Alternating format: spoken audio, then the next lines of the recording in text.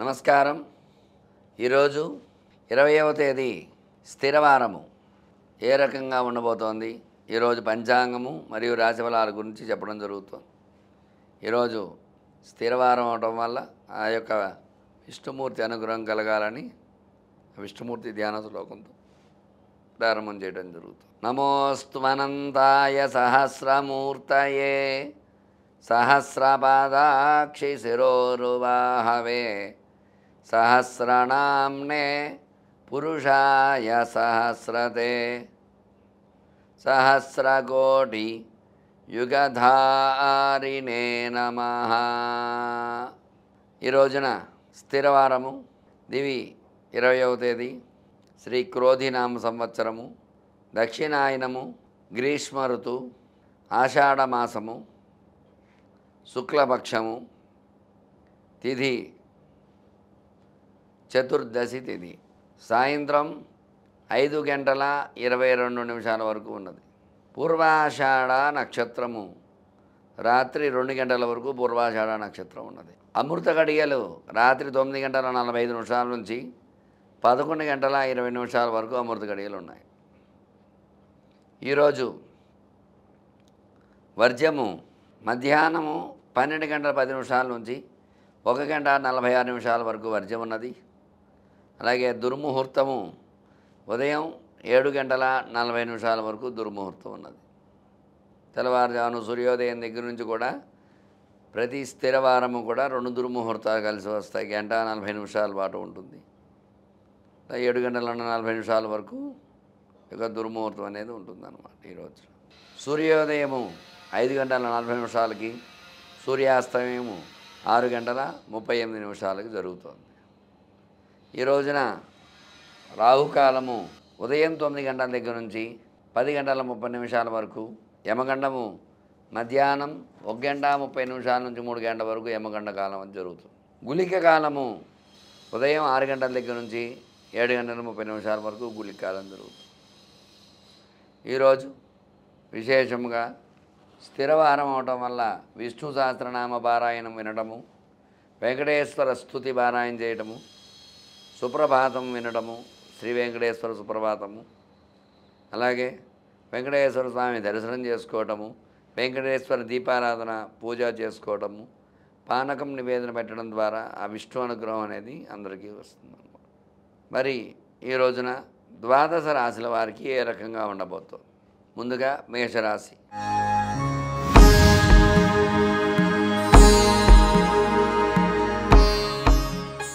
మేషరాశికి శని వారాధిపతి అవ్వడం వల్ల ఈరోజు కుజుడు మేషరాశి అధిపతి కాబట్టి శని కుజులకు వైరం ఉంది కాబట్టి కొంచెం ప్రతికూలతలు వచ్చే అవకాశాలు ఉన్నాయి ఈ రాశి వారికి. ఈరోజు భాగ్యంలో గురు కుజులు ఉన్నప్పటికీ కూడా కొంచెం ప్రతికూలతలు వచ్చే అవకాశం. హృదయంలో రవి, చతుర్థంలో అర్ధాష్టమంలో బుధ శుక్ర సంచారం ప్రతికూలంగా ఉంది. అలాగే షష్టమంలో కేతు సంచారము, అలాగే నవమంలో చంద్ర సంచారం జరుగుతుంది. ఏకాదశంలో శని సంచారము, వ్యయంలో రాహు సంచారం జరుగుతోంది ఈ రాశి వారికి.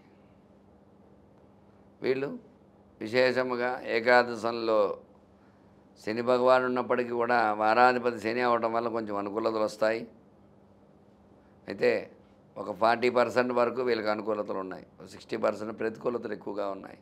వీళ్ళు విశేషముగా వెంకటేశ్వర స్తోత్రాన్ని పారాయణ చేయడం ద్వారా అనుకూలతలు వచ్చే అవకాశాలు ఉన్నాయి. వెంకటేశ్వర దీపారాధన చేయటము, గోవిందనామాలు స్తుతించడం ద్వారా అనుకూలతలు వచ్చే అవకాశాలు ఉన్నాయి. తదుపరి వృషభ రాశి.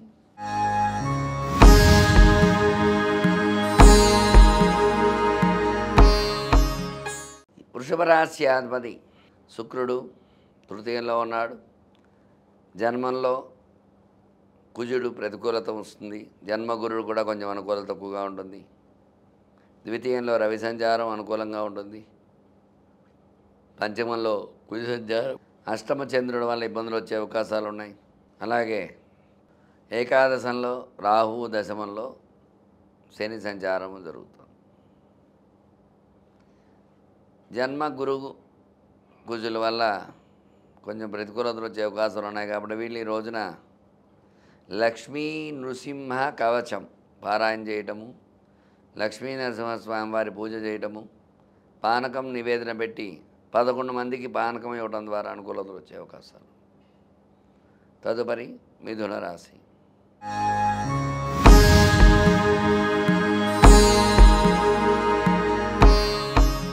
ఈ రోజున జన్మంలో రవి సంచారము, ద్వితీయంలో బుధ శుక్ర సంచారం, అంటే భాగ్యంలో ఈరోజు రాశ్యాధిపతి అయిన బుధుడు భాగ్యంలో ఉన్నాడు అనుకూలంగా. అర్ధాష్టమ కేతు ప్రతికూలంగా ఉన్నాడు. అలాగే సప్తమ చంద్రుడు, అలాగే నవమంలో శని, ఏకాదశంలో రాహు సంచారం జరుగుతుంది. నవమ దశమంలో రాహు సంచారము, ద్వాదశంలో గురు కుజ సంచారం జరుగుతుంది మిథున రాశి వారికి. ద్వాదశంలో వ్యయ స్థానంలో బుధ కుజులు ఉన్నారు. జన్మ రవి వల్ల కొంచెం ఇబ్బందులు ఉన్నాయి కాబట్టి వీళ్ళు గురు రాఘవేంద్ర స్తోత్ర పారాయణ చేయటము, అలాగే ఈ రోజున రామ రక్షా కవచ పారాయణ చేయడం ద్వారా అనుకూలతలు వచ్చే అవకాశాలు ఉన్నాయి. తదుపరి కర్కాటక రాశి.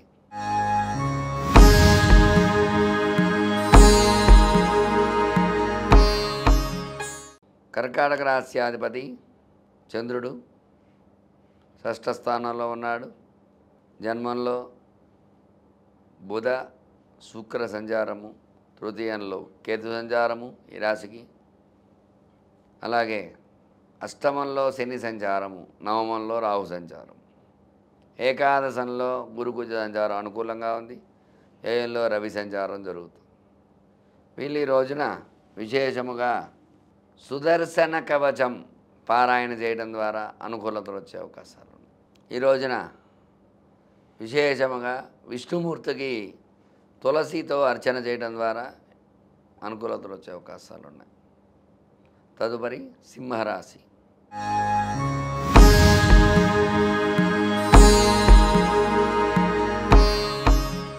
సింహరాశికి ద్వితీయంలో భాగ్యంలో కేతు సంచారము, అష్టమ రాహు సంచారం జరుగుతుంది. దశమంలో గురు శుక్ర సంచారం, ఏకాదశంలో రవి సంచారం అనుకూలంగా ఉన్నాడు. ద్వాదశంలో బుధ శుక్ర సంచారం జరుగుతుంది. ఈ యొక్క అష్టమ రాహు బుధ శుక్ర సంచారం ప్రతికూలంగా ఉంది కాబట్టి వీళ్ళు ఈ రోజున బాలా స్తుతి పారాయణ చేయటము, అమ్మవారి కుంకుమార్చన చేయటం ద్వారా అనుకూలతలు వచ్చే అవకాశాలు ఉన్నాయి. తదుపరి కన్యారాశి.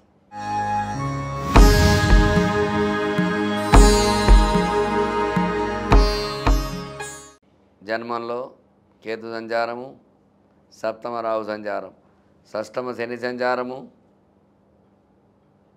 పంచమ చంద్ర సంచారం జరుగుతుంది. అలాగే అష్టమంలో నవమంలో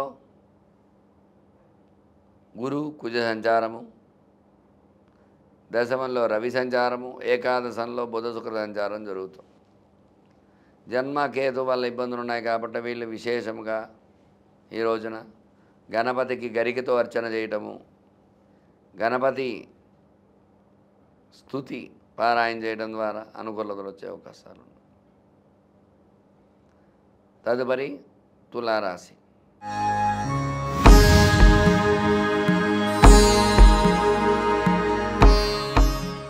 తులారాశికి అష్టమ గురు కుజ సంచారం ప్రతికూలంగా ఉంది. శని రాహులు పంచమ షష్టమందు అనుకూలంగా ఉన్నారు. నవమంలో రవి అనుకూలంగా ఉన్నాడు. దశమంలో బుధ శుక్రుడు అనుకూలంగా ఉన్నారు. వ్యయంలో కేతువు ప్రతికూలంగా ఉన్నాడు. గురు కుజ కేతువులు ప్రతికూలంగా ఉన్నారు కాబట్టి వీళ్ళు ఈ రోజున శనివారం అవటం వల్ల కృష్ణాష్టకాన్ని పారాయణ చేయటం ద్వారా అనుకూలతలు వచ్చే అవకాశాలు ఉన్నాయి. అలాగే దత్తాత్రేయ స్వామికి తులసిమాల సమర్పించడం ద్వారా అనుకూలతలు వచ్చే అవకాశాలు ఉన్నాయి. తదుపరి వృశ్చిక రాశి.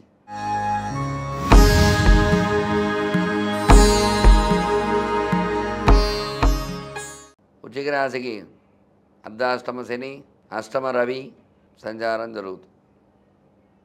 అలాగే పంచమంలో రాహు, సప్తమంలో గురు కుజులు, నవమంలో బుధ శుక్రుడు, ఏకాదశంలో కేతు సంచారం జరుగుతుంది. ఈ యొక్క గురు కుజులు అనుకూలంగా ఉన్నారు కాబట్టి, రవి శనులు ప్రతికూలంగా ఉన్నారు కాబట్టి విశేషంగా ఈ రోజున దశభుజ గణపతి స్తోత్ర పారాయణ చేయటము, గణపతి అనుగ్రహంతో అధర్వణ శీర్ష ఉపనిషత్తు వినటం ద్వారా, అలాగే శని రక్షా స్తోత్ర పారాయణ చేయడం ద్వారా అనుకూలతలు వచ్చే అవకాశాలు. తదుపరి ధనురాశి.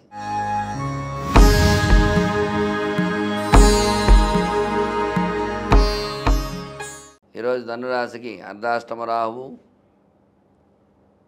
అష్టమంలో బుధ శుక్ర సంచారం ప్రతికూలంగా ఉంది.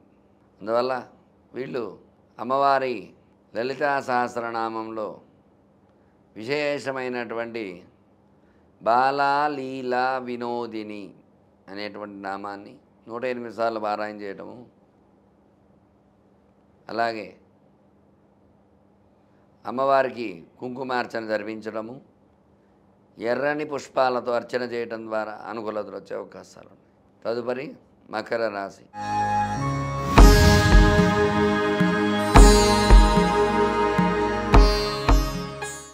మకర రాశికి భాగ్యంలో శని, తృతీయంలో రాహువు, పంచమంలో గురుగుజులు, షష్టమంలో రవి, సప్తమంలో బుధ శుక్రులు, నవమంలో కేతు సంచారం. మకర రాశికి చాలా అనుకూలతలు ఎక్కువగా ఉన్నాయి. వీళ్ళపై ఈర్ష్య, అసూయ, ద్వేషాలు ఎక్కువ ఉంటాయి కాబట్టి వీళ్ళు ఆంజనేయ బడబానల స్తోత్రాన్ని పారాయణ చేయడం ద్వారా అనుకూలతలు వచ్చే అవకాశాలు ఉన్నాయి. ఆంజనేయ స్వామికి ఆకు పూజ చేయటము, నిమ్మమాల సమర్పించడం ద్వారా అనుకూలతలు వచ్చే అవకాశాలు ఉన్నాయి. తదుపరి కుంభరాశి.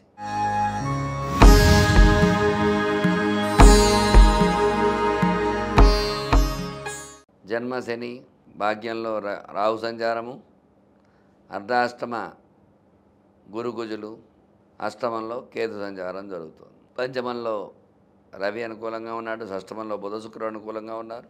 ఈ యొక్క జన్మశని వల్ల, ఏళ్ళనాటి శని ప్రభావం వల్ల వీళ్ళకి కొంచెం అర్ధాష్టమ గురుగుజుల వల్ల కూడా వ్యాపారం కొంచెం తక్కువగా ఉంటుంది. ఈ రోజున వీళ్ళు నవగ్రహ స్తోత్రాన్ని పారాయణ చేయటము, నీలాంజన సమాభాసం రవిపుత్రం యమాగ్రజం ఛాయా మార్తాండ సంభూతం తం నమామి శనైశ్చరం అనేటువంటి శ్లోకాన్ని 19 సార్లు జపం చేయటం ద్వారా అనుకూలతలు వచ్చే అవకాశాలు ఉన్నాయి. ఈ రోజున వెంకటేశ్వర స్వామికి అర్చన చేయడం ద్వారా అనుకూలతలు వచ్చే అవకాశాలు ఉన్నాయి. తదుపరి మీనరాశి.